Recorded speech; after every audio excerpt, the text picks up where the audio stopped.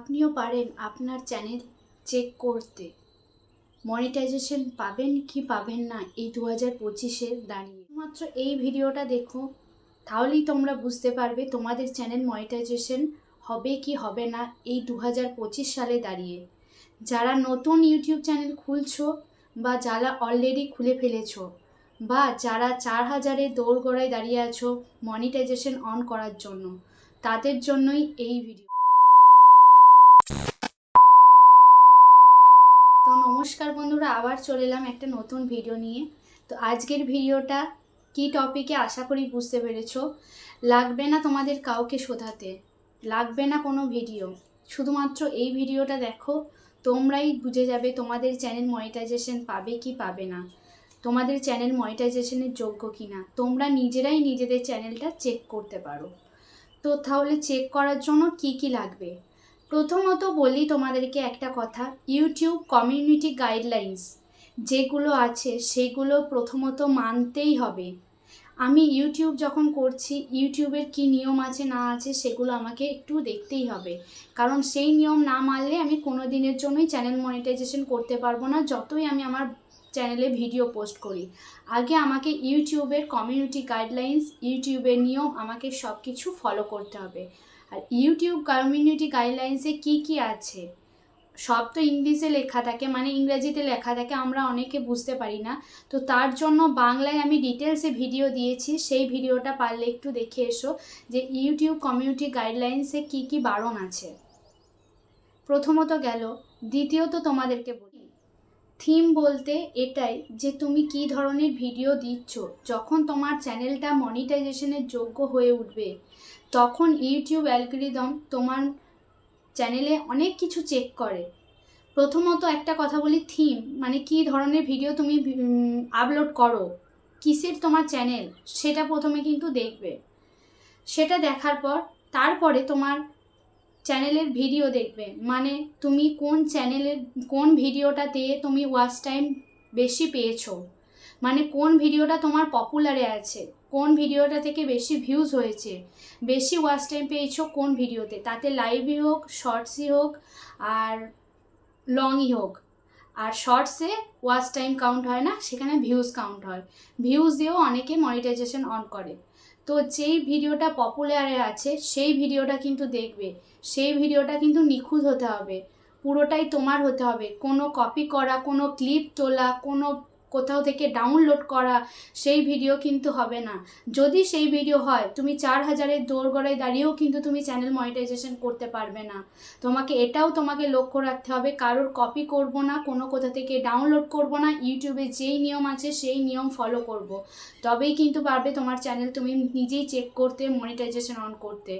তুমি ভাবলে এই ভিডিওটা আমি ডাউনলোড করে দিয়েছি, এটাতে আমি মনিটাইজেশন আমার অনেকটাই, মানে ওয়াচ টাইমটা অনেকটাই কাউন্ট হয়ে গেছে, আমি এটা থেকে মনিটাইজেশন অন করে ফেলেছি, সেই ভিডিওটাই তোমার ইউটিউব চেক করবে। যখন চেক করবে তখন তোমার মনিটাইজেশন ডিমনিটাইজেশন করে দেবে, রিউজ কন্টেন্ট বলে অ্যাপ্লাই করে দেবে, তুমি পারবে না মনিটাইজেশন অন করতে। আশা করি বোঝাতে পারছি তোমার। পরে তুমি ভিডিওটা মানে কোনো ওয়াচ টাইমটা কমপ্লিট করার আগে কি ভিডিও আপলোড দিলে, কি ভিডিও করেছো। ধরো আমরা রেগুলার ভিডিও দিচ্ছি, আমি কালকে একটা ভিডিও দেব, আর আজকে আমার ওয়াচ টাইম কমপ্লিট হয়ে গেছে, আমি অ্যাপ্লাই করব। তো তার আগের দিন ভিডিওটা কি দিয়েছো, আজকে তুমি ওয়াচ টাইমের জন্য অ্যাপ্লাই করবে, গতকাল তুমি কি ভিডিও দিয়েছো সেটাও কিন্তু তারা লক্ষ্য করে, তাতে কত ভিউজ হয়েছে। তো সুতরাং এগুলো একটু মাথায় রাখতে হবে যখন ভিডিও পাবলিক করবে।